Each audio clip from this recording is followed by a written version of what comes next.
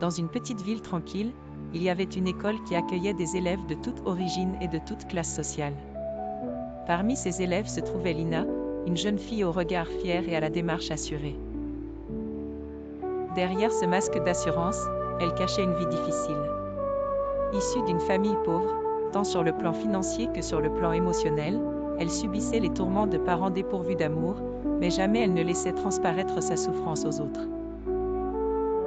D'un autre côté de l'école, il y avait Maxime, un garçon dont le sourire éclatant et la popularité résonnaient dans chaque couloir. Issu d'une famille aisée, Maxime était toujours entouré de camarades.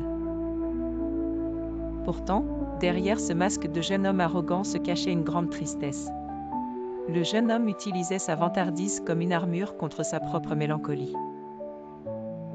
Quand Lina et Maxime se croisèrent pour la première fois, ce ne fut pas l'amour à première vue.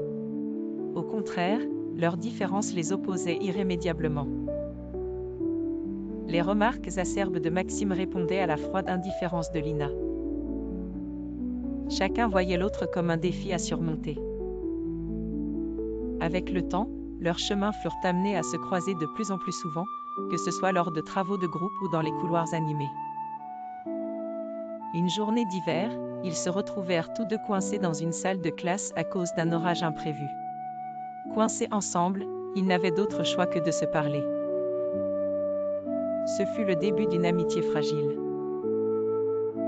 Peu à peu, Lina apprit à connaître le vrai Maxime, celui qui cachait ses blessures derrière son arrogance.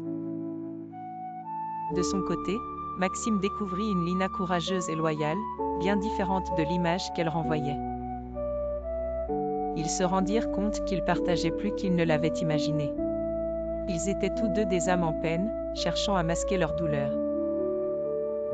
Les mois passèrent, et leur amitié se transforma lentement en quelque chose de plus profond.